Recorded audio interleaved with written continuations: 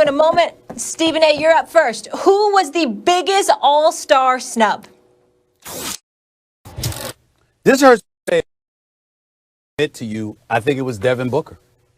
And the reason why I say it hurts me to say, in the interest of full disclosure, y'all know that not only do I do this show and I host my other show, Stephen A's World, and Sports Center, with Stephen A. for my NBA show, but I'm also executive producing a docuseries, Why Not Us, on the North Carolina Central University basketball program. It's me with Roadside Entertainment and CP3, Chris Paul. And the reason why I say it hurts me to say this is because I love Chris Paul and I love his game and I love the fact that he's an all-star. But if you're going to pick a Phoenix Sun, it was supposed to be Devin Booker before Chris Paul. That's my issue. I look at all of these guys. All of these guys on the squad are deserving of being on the squad. Somebody was going to get snubbed, and we get that. But when I look at the Phoenix Suns, you're 20-10. Okay, you're 20-10. You're the top 4 seed in the Western Conference as we speak. Okay, Devin Booker is leading the way with 24 a game on 50% shooting. He's balling and nearly 40% shooting from three-point range. He's gotten better. They're a top 4, top 5 defensive team in the NBA. Monty Williams, oh, by the way, look, when we sit here and we talk about the paucity of black coaches in the National Basketball Association, black men that have been assistants for years that are getting bypassed and ain't getting the opportunity. I mean, there have been examples before, but the job that Monty Williams is doing in Phoenix, is anybody paying attention? 8-0 in the bubble. People thought it was a fluke. They come out, they start off 11-9 or something like that. They've won 9 of their last 10 games. They are balling. And Devin Booker is leading the way. Love CP3. Love him. And happy for and proud of his leadership with the NBPA. Proud that he gets on the court and do what he does. But if there was a Phoenix Sun that was supposed to be on the All-Star game, on the All-Star team out of the Western Conference, it was supposed to be Devin Booker before CP3. And I think even CP3 would agree with that. I'm sorry.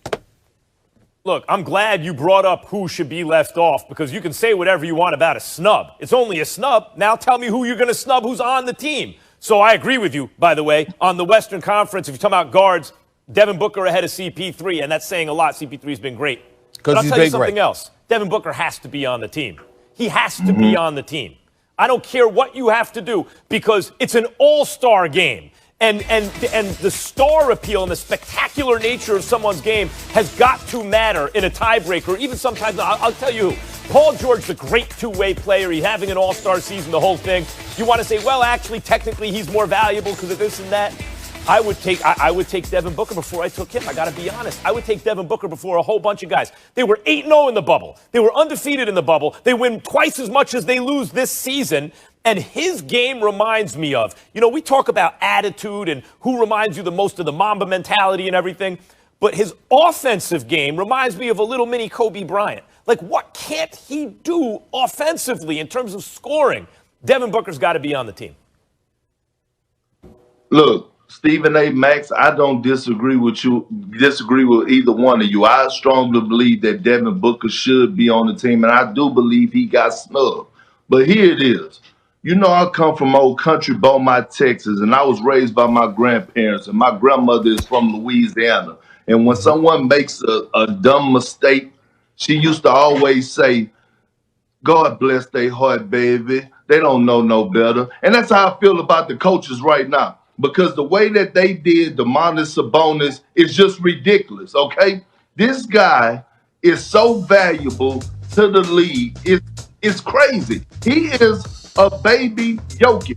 He does everything for this Pacers team. He is averaging 21 points, almost 12 rebounds a game, with 5 dimes a game. The offense runs through him. It's nothing that he can't do offensively. You talk about a great passing big, he's up there. You talk about a great rebounder, he's up there. You talk about a guy that's able to put it on the floor and put it in the basket in majority of the ways, he's up there. Now, who would I take off the list in the Eastern Conference? Is Big Vucevic. I always struggle with his name. But I would take him off for the simple fact that the the coaches vote for the reserves, okay? And they Yeah. always want to move the goalposts, and they say, "Oh, we want to vote someone in that is performing at a high level individually and impacting winning." The Orlando Magic are not winning right now.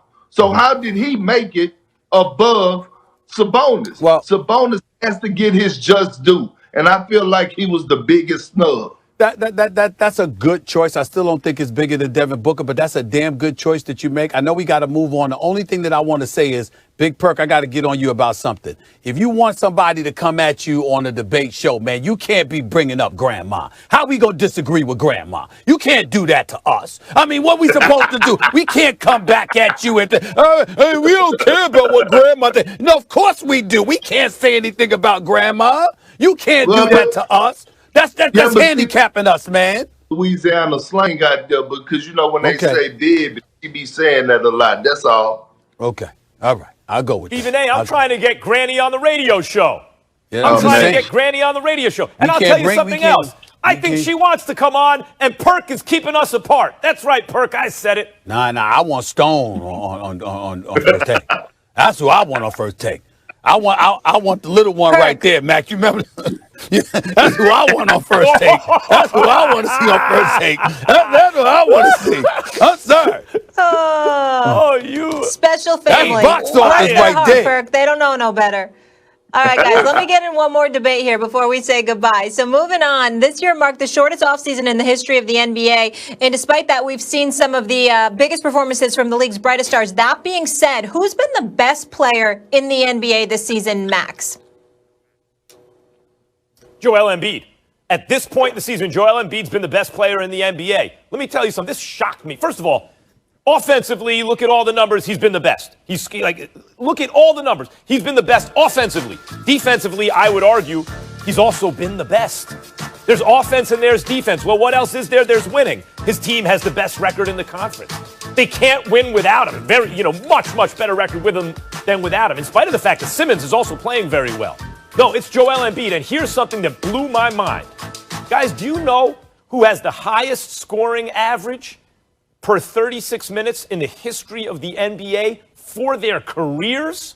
For their careers, because Jordan's number one, KD is number three, Kobe's on that list in the top 10. Number one per 36 minutes for his career after he dropped 50 the other day? Joel Embiid. People don't know. And this year, guys, he's in shape and he's healthy. He's been the best player in the league so far. Well, with all due respect to GOAT LeBron James and Joel Embiid and Big Jokic, the best player in the league this year, February 24th, 2021, has been James Harden. Look, not only is he the best player, he's the best point guard in the league. And if you look at what James Harden has been doing this season is arguably his best season of his career.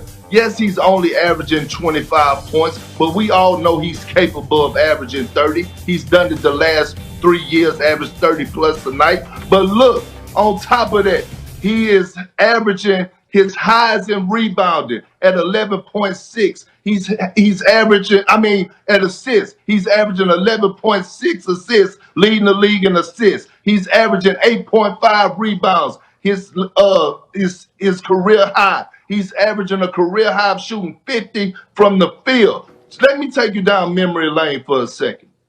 The Brooklyn Nets just went on a West Coast trip.